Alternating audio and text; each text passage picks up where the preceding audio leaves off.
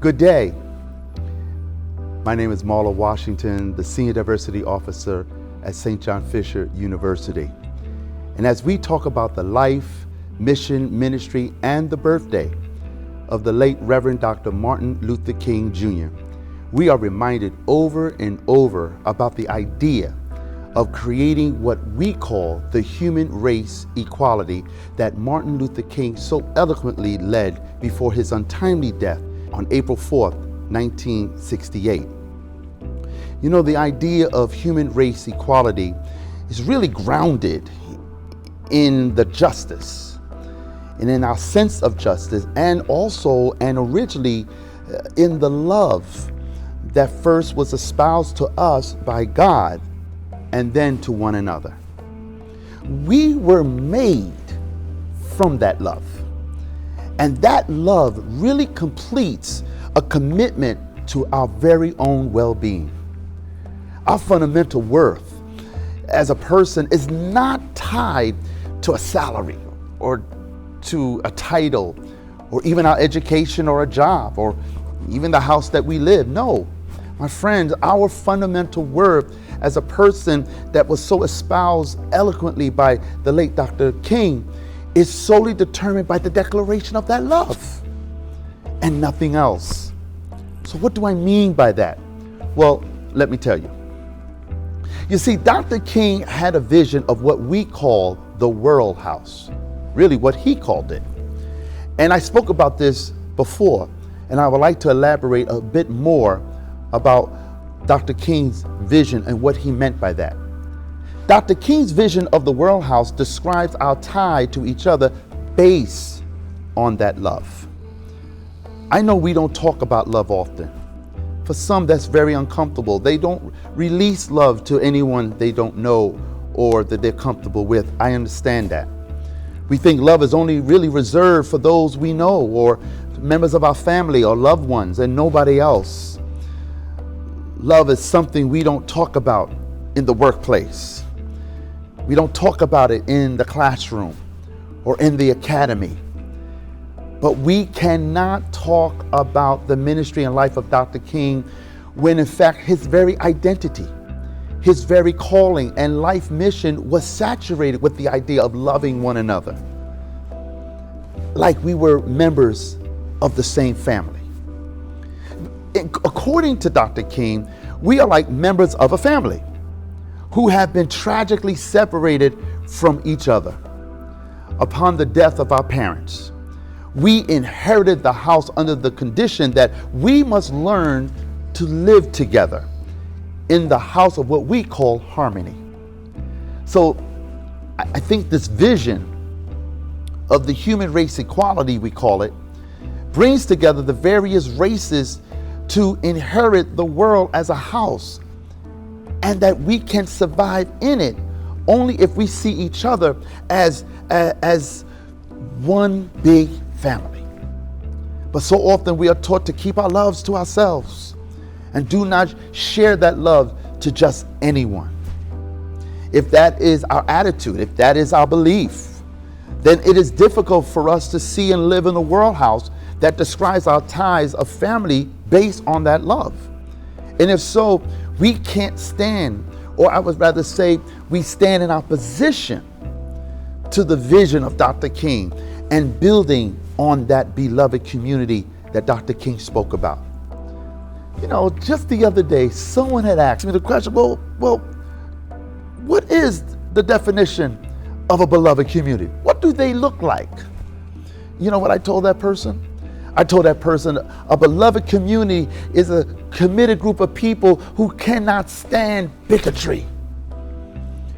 It's a community of people who cannot stand arrogance and self-vaulting pride. And if you want to work to restore the sense of fundamental worth to anyone deprived of it, then it is our job, it is your job, it is my job to take up the task of building and rebuilding our original equality of worth. So what does that mean for us here at Fisher? How do we translate that to the cardinal experience? Well, here's a word we do not hear in the corporate sense of the term. Fisher was made out of that love. back in 1948. And from that moment, when they turned the dust and they organized the idea of creating an institution, it was all based on the love of helping to advance others to rebuild a community or build a community. From 1948 to this very moment in 2023, as Fisher celebrates its 75th anniversary as an institution making citizens to improve the world, the Basilian Fathers did it on the basis first out of that love. And so it is then as it is today. Our job is to carry on this work. It's to carry on the tradition that originally started by the Basilian Father of rebuilding our original equality of worth based on love. That word we barely use. So what are we going to do at Fisher?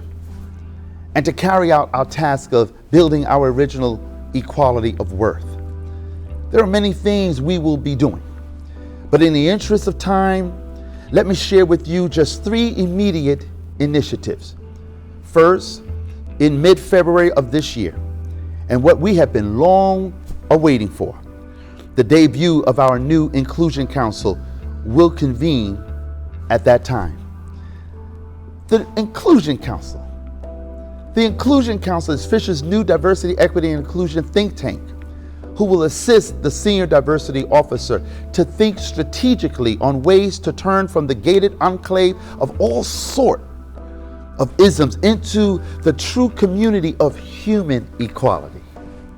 20 individuals, all appointed by President Jerry Rooney, will be appointed to serve a 2-year commitment creating Fisher's new warehouse on diversity, equity, and inclusion. Next, Cardinal Conversation is back this semester, but with a different lens. Cardinal Conversation, which is Fisher's university-wide dialogue on DEI-related issues, will have an action-oriented component attached with it this go-round. You see, our dialogue will bring together the campus community, from our students, our faculty, and our staff, about making Fisher an inclusive, excellent campus. This year's Cardinal Conversation will be co-chaired by Jenna Vinoya, our SGA Vice President, and Dr. Holly Brown, Associate Professor of Nursing at the Wegman School of Nursing, and the Assistant Director of the Calisano Institute of Developmental Disability Nursing. The idea of Cardinal Conversation this semester is really to encourage participants to share their idea of equity and inclusion through a self-efficacy lens, and then putting our words into action in the fall semester from the results we have heard and witnessed in the spring semester. The first of 6 series will be on Tuesday, February 7th, from 3 o'clock to 4:30 that afternoon. Location will be announced shortly. Lastly, and I'm really excited about this, I am so excited about this, on Thursday, March 30th, from 8:30 in the morning to 5 that evening at the Holiday Inn downtown Rochester, Fisher is proud to present for the very first time our DEI conference entitled Diversity in the Workplace. This conference will be inviting members from the Rochester and the Finger Lake regions to partner with us from a wide intersection of industry leaders from various sectors on how they approach DEI from their industry-based angle, and how we might share similarities as well as differences and learn from each other. And at this conference, there will be a small and nominal registration fee of $40, and the registration link is now open to register. Please don't wait to register, do it now. And in closing, this is the way we believe Dr. King would have wanted it. When we faced the choice on the idea of human race equality, our decision is really noble. It's a noble one, it's an ethical one, it's a moral one, and our moral decision is of ultimate significance. How we live our lives rests upon our response to loving our neighbor as we do ourselves. And if we respond positively to humanity's urging, and there is an urging from humanity to live in harmony with each other, to live in peace, to live in prosperity with each other, then we will turn all our isms into a true community of human equality.